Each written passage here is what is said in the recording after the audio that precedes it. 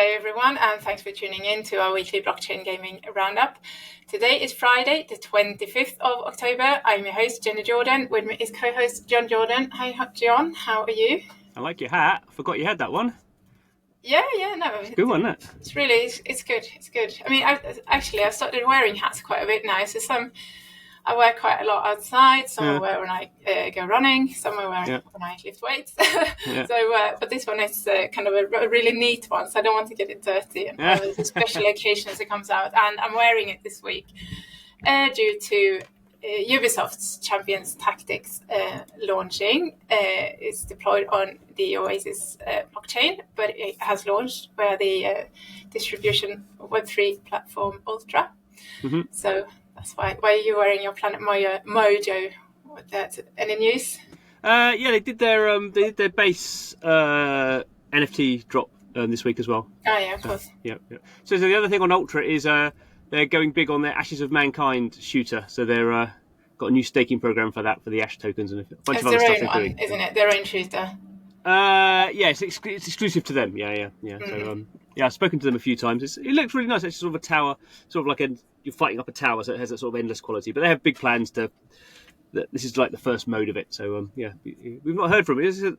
I've forgotten you had that hat. We've not heard about Ultra for pretty much all year. We've not heard very much from Ultra. So it's sort of need to check in. Maybe do like a year roundup. Contact what's he called, Nicholas Gillo. Nicholas, yeah.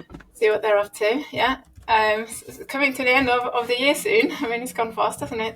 It'll be time to actually check in with a couple of developers to see their review, how they would review 2024 and plans for 2025. So stay tuned on our website. I'll be coming. Yeah. Right. Anyway, so let's look back at last quarter to start off. We published the report this week from blockchain. The Big Blockchain Game List published a Big Blockchain Game Report Q3 2024. What were your big takeaways from that, John? Please share. Yeah. So I headlined it another difficult quarter. It was sort of you don't know. I mean, it's difficult. You don't want to be too sort of downcast about these things, but equally you sort of, compared to everyone else in crypto who immediately thinks everything's always fantastic, you sort of want to be a bit rational about it. So I did think of actually doing it, sort of having a line saying, first quarter was brilliant, second quarter was bad, third quarter was meh.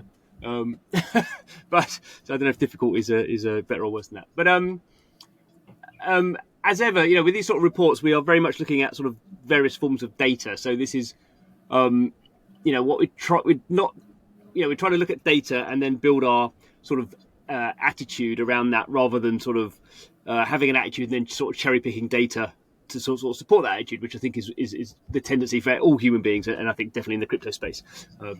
So it's not to say there aren't any bright spots, but there's not a lot of bright spots in the data that we're looking at. So while there's lots of sort of games coming out, and increasingly this year we've seen lots of better quality games coming out. I mean, as you say, Champions Tactics just come out from Ubisoft yesterday. I played a bit of it. I hope to play some more of it. But that's like in terms of, I don't know if it'll be a massively successful game, but it's super polished. It's just a level of quality above what we've seen, and obviously off the grid, the first game on console. So there are sort of bright spots around product, but as yet that hasn't really sort of come through in the data. Anyway, let's look at some data then. So,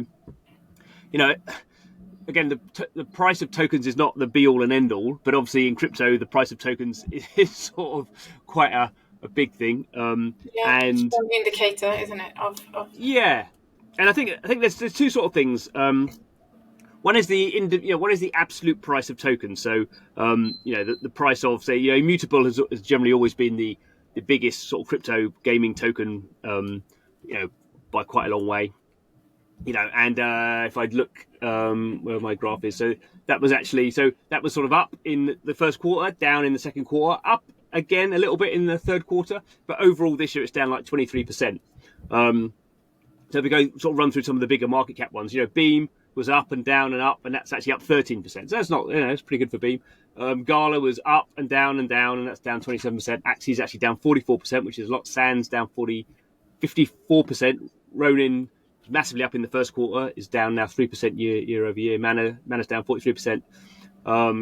The two that have gone up quite a lot are Prime from the Parallel team and a Super, which is sort of a bit of a meme sort of community thing. It's Elliott Trades, quite well known KOL. So that's actually up 73%.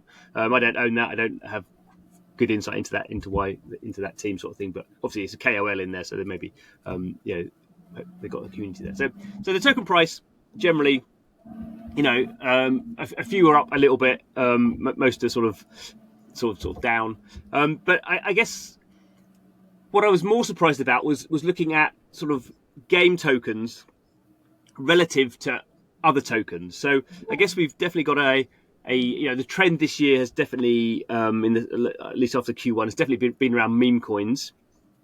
So meme coins on Solana in particular is sort of quite a big thing, but meme coins in general are doing really well. And we've had earlier in the year talking about Yatsu from Animoca talking about meme coins, and obviously Ton is a massive sort of meme coin sort of place, and even today Gabe Leiden is going on about sort of meme coins. And when I spoke to Jeff from Sky Mavis, he says our biggest competition is meme coins. So there's different sort of categories, and obviously AI coins are another sort of thing that's done well this year. But if I look at the ranking of game coins in the sort of top rankings of all crypto, again, pretty much everything is down, and some of the things are down sort of quite a lot. So, WeMix as a token is down over 100 places. So where it was at the start of the year, I don't know what it was, 150, something like that, but it's down now a lot, sort of 250. And Illuvium's down over 100.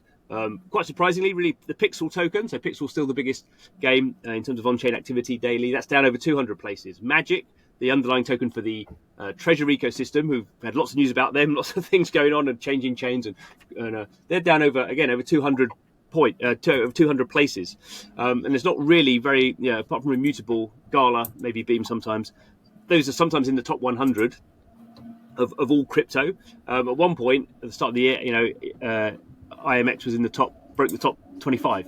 So we've just really seen, token prices are down in absolute sort of dollar terms, but gaming tokens as a sort of sector, are down even more compared to some of these other things. So on that level, it's just, obviously these things can change fairly quickly, but gaming as a sector hasn't done the things that would attract, say, what we call retail crypto, so just general people who own crypto, and probably, obviously Bitcoin's done pretty well this year, 50% up. Ethereum's not done very well, maybe, I don't know what it is at the moment, 10% maybe.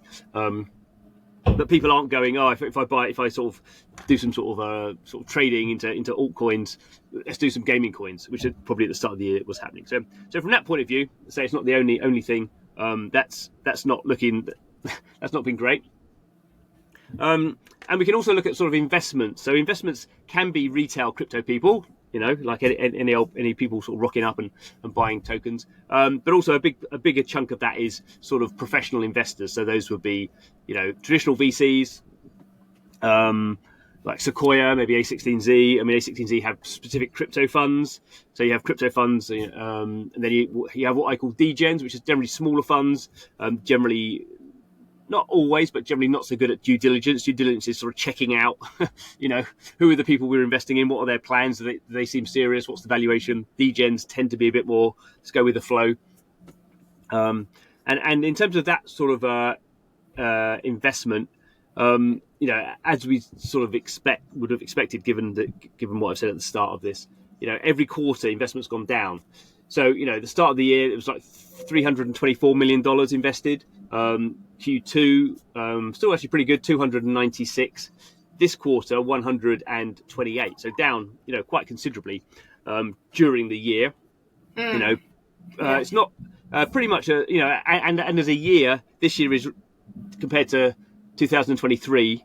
The first 9 months, it's actually down 31%, and 2023 was down a lot on 2022, 2021, which was sort of the boom year. So we're definitely again seeing a sort of sentiment from traditional investors, crypto investors. They're just not putting the money in that they have done. It's not to say there's no money going in. I mean, probably this year, give or take, will probably be $900 million to $1 billion of investment into blockchain games. Clearly not nothing. But obviously, compared to 4 or 5 million that we've seen in previous years, this enthusiasm, from those investors, tech investors, has clearly gone. Has been much more focused on AI in the last year rather than blockchain. So those are sort of sort of funding sort of things. In terms of what we might think of as sort of what's happening within the game sector that we can sort of track. So this is sort of where the big list comes in. And we try to track blockchain games and what chains they're on, and look at that from sort of an ecosystem point of view. Obviously, the massive change has happened has been the rise of Telegram as a sort of marketing channel, and Telegram has its own sort of I call it sort of an adjacent blockchain, but it's actually quite embedded now. So pretty much anyone on Telegram can very simply create a crypto wallet using Ton. And over the years, we've sort of seen, as I said, sort of started off with sort of meme coins. So the Not coin was the first one. It wasn't very clear what Not coin was about, but it was a pretty successful token launch on the Ton blockchain. I think it's still a top 100 crypto. It may have dropped out a little bit. Again, the problem with these sort of things, it's not quite clear what the Not coin is there for. I mean, meme coins are just there, for sort of giggles and whatever's profit. But some of these other ones, you sort of like they sort of start off as a meme coin, and then not coin team have sort of said, oh, we're going to be publishing games and blah blah blah. So they sort of slightly sort of shifted their allegiance. But anyway, off the back of that, we've seen sort of tap games, we sort of called them. So the very broadly adopted, very very simple games, sort of not even hyper casual games in some cases. So Hamster Combat has been the really big game. They've quoted 300 million users. That seems to be incredibly high, but a lot of users, and they said they did the well, it seems to be proven actually. They finally did their airdrop of their token, and they said that was the most widely distributed airdrop of crypto ever, just because so many wallets had interacted with it. Obviously, the complaint was people got about 15 cents, and they've been tapping on this wretched app every day for about 3 months. So obviously a bunch of hostility around that. You sort of get that with airdrops, and particularly if the airdrop's very simple. And actually, they changed the airdrop what you needed to do to get the airdrop sort of changed several times during that campaign. So that also annoyed people. But anyway, I mean, that token's out there. Then sort of Katazan was the next sort of big one that they claimed 30 million users. Seemed a bit more realistic. What was interesting there was they were saying they were generating money from in-app purchases. So people were sort of buying stuff to go faster in the game to get a better position on the leaderboard, to get more of this Catty token. So they've done their airdrop as well. I mean, both those tokens since have massively decreased in price. So basically, people have got the token and then just sold it off. There's no one sort of coming in and buying those tokens, because what is the long-term value of these very meme-like tokens? So from a positive point of view, looking at the data, loads of stuff going on with Telegram, although actually there's not a lot of daily on-chain data there. You get these big spikes when people can claim obviously the token, because everyone's going into their wallet and claiming it. So you get hundreds of thousands of people claiming then, but those games are not designed for day-to-day sort of and what seems to be is that those games or apps, they sort of quote the user numbers from how many have joined the group on Telegram, which might be 30 million, but that doesn't mean that there are, like you said, 30 million active players with wallets, particularly, which is sort of metrics we look at in terms of sort of most popular blockchain games. So there's a big difference there in kind of what a user actually is, just absolutely. But it still is. I would say that this will be the trend of the year. I can't see it stopping. We've just sort of seen. Actually, we can't say because it's not announced it yet. But we know, a fairly well-known blockchain game developer who was developing, traditional sort of PC mobile games is apparently pivoting everything to Telegram. The people at Mighty Bear Games had their Mighty Action Hero sort of game that was a browser-based mobile game, and they've sort of pivoted to this more PvP wagering thing, which is very much driven by getting people into Telegram. Everyone's sort of doing Telegram companion games. So Tatsumiko is the one I've been playing. They're a RPG on the Ronin blockchain, but they have this. It's actually not that simple. It's I quite like it. It's quite complex, or relatively complex for a Telegram, called Lumina Hunt, and that's sort of. It's like what makes Telegram sort of even more, easily accessible for developers is that you don't have to be integrated with Ton. You can be on any chain, any blockchain. So, like you say, go to gaming. I don't know which they've got their own chain, haven't they? Their own infrastructure. I can't remember. It doesn't matter. Anyway, Ronin, like you say, so just because you're a game on Telegram doesn't mean you are integrated with Ton, but a large majority would obviously be. They were going with B3. That's what they changed it, wasn't it? Okay. And then, as I say, and then Boomland are doing stuff on Telegram as well. They've got a whole suite of games taken from their original mobile Web 2 stuff, and they're on Immutable. So I guess it becomes interesting where people don't. I think Ton as a blockchain, sort of it doesn't have widespread adoption for sort of complex things. It's a very sort of almost. Lightweight's not the right word, maybe, but anyway, it's interesting if Telegram mini apps become, the marketing, the way of getting people quickly into apps, and then, and sort of, then you're sort of taking them through the sort of what they call the UA funnel, the marketing funnel into these deeper games, and that would definitely work. And I think even, spoken to a few other Telegram people, and I think some games will just make in-app purchases in using the Stars system in Telegram. So Stars is the in-app purchase platform for the whole of Telegram games. So whether you're Web 3 or Web 2, people can buy in-app purchases using these Stars that you buy with obviously your credit card, debit card, whatever. So again, that's another way of just being a sort of business model for people. So I think that's definitely going to sort of keep going. Again, I think my skepticism around it has clearly lessened as I spoke to some more people who are in there, but I still think it is quite hit.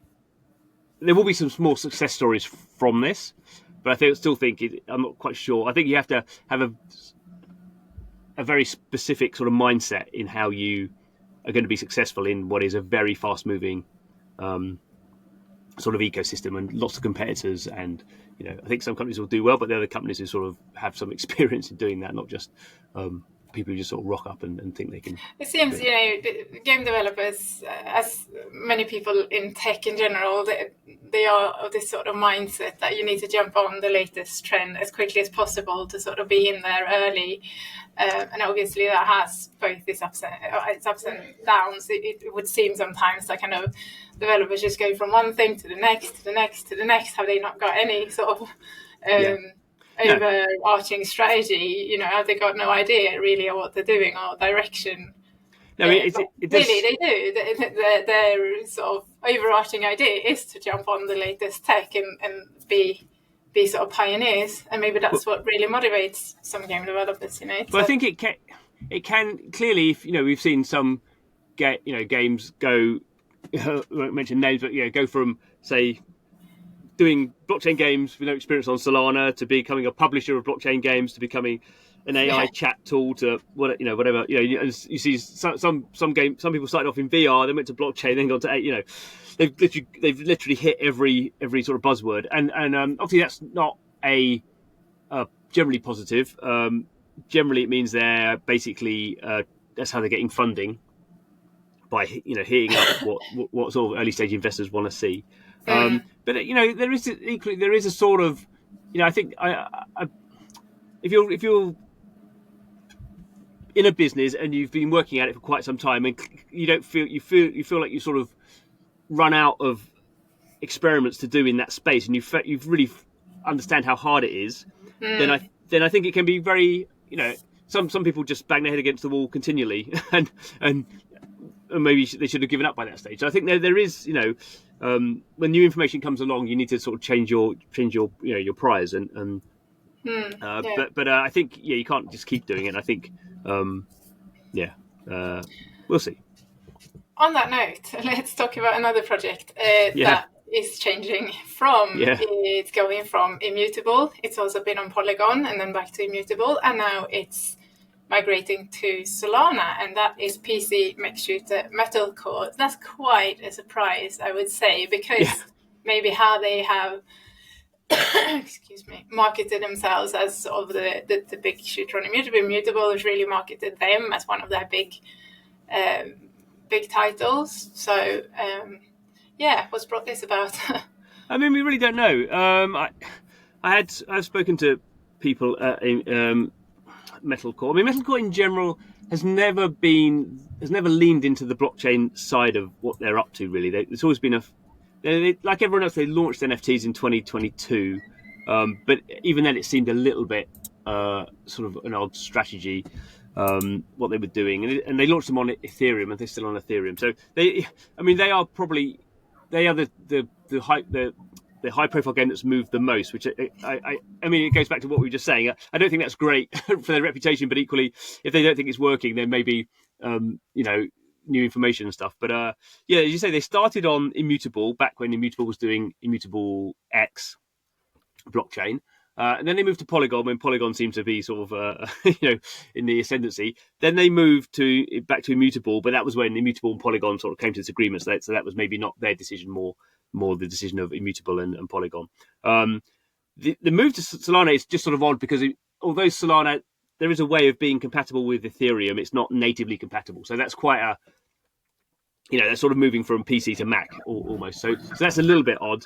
And generally, we haven't seen a big trend of people moving to Solana. I mean, Solana was very popular in 2020, 2021, early 2022, as everyone was announcing for Solana. And since then, people have either moved from Solana or have gone multi-chain with Solana and some EVM stuff. So it's a little bit against the current on that one.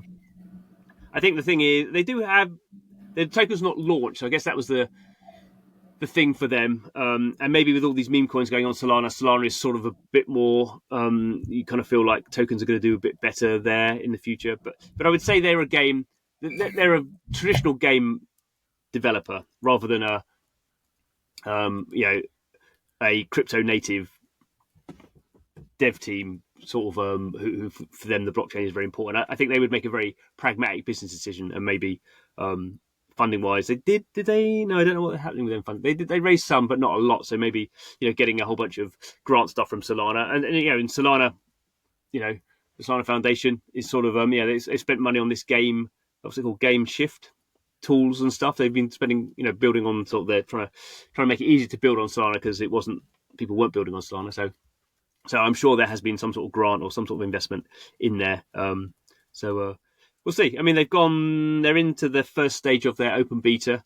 I don't quite know how well that's gone. I don't think it's gone super well, but I don't think it's certainly not a disaster. But again, like we say, with a lot of these games, you sort of get the game out there and then becomes the really hard yards of getting people in there and marketing. And so probably marketing would be this, getting your token out and having some sort of, support of the blockchain. So if Solana's pushing that, because there's literally no other games like it on Solana, that's probably not a terrible business decision.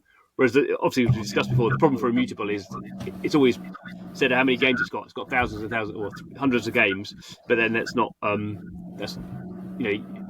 so good for each individual game. It's good for Immutable, but not for the game so much. So. Yeah. No, I think the latest sort of figure has been quoted as 400 plus games on its ecosystem. But if big sort of significant titles such as MetalCore are leaving, then you sort of wonder if there's a new kind of direction of genres or what we'll see come from Immutable. Good. And finally, party icons from Meta Icons Lab, which announced recently that they were going to build on Ronin as part of the Ronin Forge program. They have announced they've raised 9 million in seed funding, with Bitkraft leading the round, didn't they? Or was that the other? Yeah, Bitkraft, yeah. Yeah, there was Bitkraft. So in terms of party icons, it's like a mobile-based kind of platform of various games, I think. I'm not entirely sure what that is. It's not party mini-games, I think. It's not something we'd really heard about very much, I think, until I'd not heard about it until it turned up on the Ronin Forge. So it's part of the Ronin Forge initiative, one of 7 games that basically gets a bit of sort of funding from Sky Mavis and a bit of sort of technical support, but and if the game sort of proves itself, it'll get more funding and better sort of support and marketing. So it's sort of a little bit like you have an opportunity, sort of make the most of it. Hadn't really heard of them. I mean, 9 million's not is a reasonable chunk in this sort of scenario. It was quite a mixed, looking at the investors, quite a mixed sort of collection of investors. So I mean, Bitkraft is still the big sort of game VC who are doing a lot of blockchain investment, or they're doing much less than they used to, and a lot of their stuff has been rather about sort of fully on-chain games. That's really been where they've been sort of investing in the more esoteric side of things. So this is from what it looks like, a more sort of straightforward mass market blockchain game, as much as you get those sort of things. And a few of the other, sort of YGG are in there, Zentry, 32-Bit Ventures, Eden Ventures, who are sort of quite tight with that. There's someone at Animoca, King River Capital, Sebastian Bourget from Sandbox, but he's invested in everything. So, but we'll have to see. I mean, for me, it always reminds me a little bit of Blankos, but maybe that's because I'm such a fan of Blankos but it seems to have that sort of, I mean, obviously it's called Party Icon, so that seems to suggest what it is. So it's sort of like that sort of playful nature. But as we've seen with Blankos, I mean, they built something out sort of medium successful, and then decided they couldn't scale it on PC and took it all apart and rebuilding it. So I think it's easy to look at the success of games like Fall Guys and think, well, that's what we'll go for. But I think that there is as soon as you have crypto in there, it's somewhat hard to sell. Obviously, Fall Guys skews younger, so you sort of tend to have that problem as well. But obviously, Well, in terms of what we've been talking about many times before, that Ronin is sort of quite narrow, I suppose, in its genres that are building there. There's something new to sort of the Ronin community, doesn't it? They're not. Yeah, we'll see. I mean, I think as you say, not something you associate with Ronin particularly. No, and is that a strength or is that a weakness? I mean, that was when I was talking to Jeff from Sky Mavis. That's sort of they've got a lot of sort of pixel games and MMORPGs, but that's sort of because that's what they feel they're sort of Southeast Asian, sort of slightly grindy, or a certain proportion of their audience is interested in those sort of grindy games. Whether their audience is interested in sort of Fall Guy type, sort of just fun entertainment games. I mean, obviously we're going to find out. I would say the other thing I think is now Ronin's up to whatever it is, 20, 30 games, slowly sort of coming through different phases. I think we're going to, at the moment, everything sort of that Ronin's put out has done well in its phase of closed beta, open beta, NFT sales. I think you'll start to see now, and probably we already have seen, some things are just ignored. So I think was it what are they called? Fight? It wasn't Fight Club, is it, or something like that? Fight League. Fight League did its NFT drop, I think about a week or so ago, 2 weeks ago maybe, and that was I think $50 NFTs, and it was a pretty wide whitelist. I mean, I was on the whitelist of no idea why, could have got some actors I expect, and I think it was only 5,000, and they didn't get close to selling out. So there's obviously only a certain amount of sort of liquidity in these sort of, even in something like Ronin, which has millions of players and probably billions of dollars sort of locked in there to some degree. If you have so many games coming in there, then people only play so many games and certainly only buy NFTs in a certain amount of games. So I think we'll find some of these Ronin Forge games, maybe hopefully some of them are massive success, but I think some of them are just going to drift by the wayside. And obviously Sky Mavis has sort of given them that platform. 7 games, guys, the best ones. We're going to love you and give you $500,000 in funding and off we go. Everything else, well, we gave you the opportunity. You couldn't get it to work. Sorry. Okay, well, thank you very much for tuning in to our roundup, and we'll see you all next week. Thank you very much. Bye.